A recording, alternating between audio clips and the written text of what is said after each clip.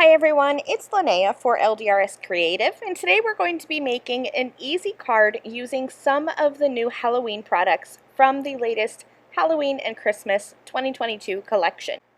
I have the Graveyard Ghouls 4x6 stamps and dies, the Damask Stencil, and the large word Halloween dies. This Graveyard Ghoul stamp is absolutely adorable with the little skeletons and the graveyard scenes that you can build, and I love these large word Halloween dies. This die set allows you to cut not only a sentiment, but also a shadow for each of the 4 sentiments included, so you can add some extra dimension. And I'll show you that on today's card.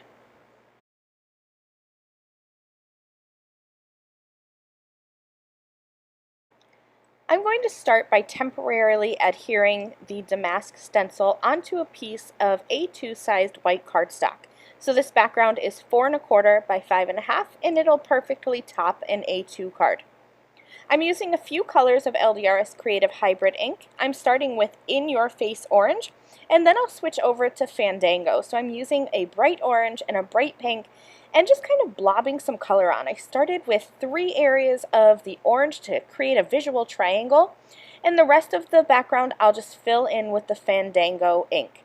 I'm going to make sure that I overlap these colors to get a nice blend, and when I'm all finished, I'll go back to that orange and really brighten up that orange once more.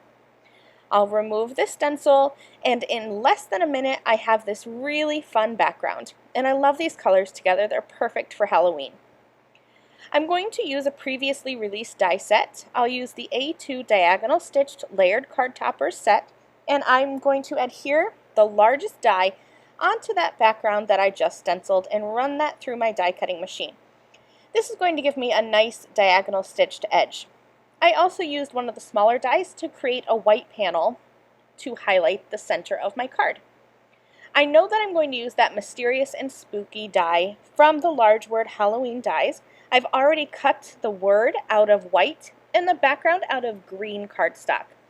And now I'm going to pre-plan my scene. This is the easiest way that I have found for me to plan a scene. I just like to peel the stamps off the backer and layer them up right onto my background.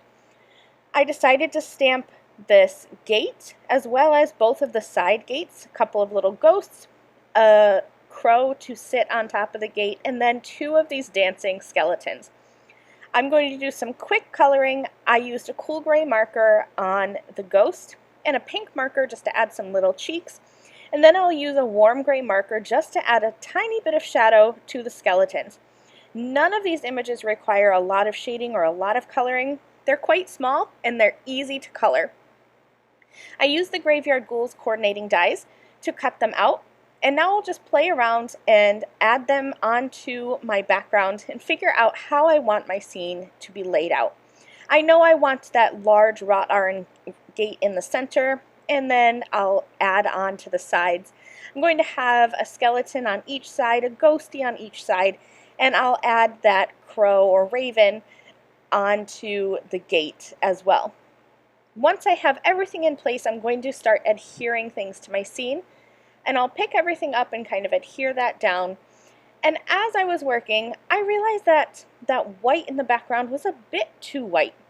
So I stopped what I was doing, and I grabbed my Raven Hybrid ink and very lightly went around the edges. And I love how that gray makes everything a bit spookier. I added things to my card with a mixture of foam adhesive and liquid adhesive for some dimension, and this card is finished. Thanks so much for watching. I will see you again soon. Bye!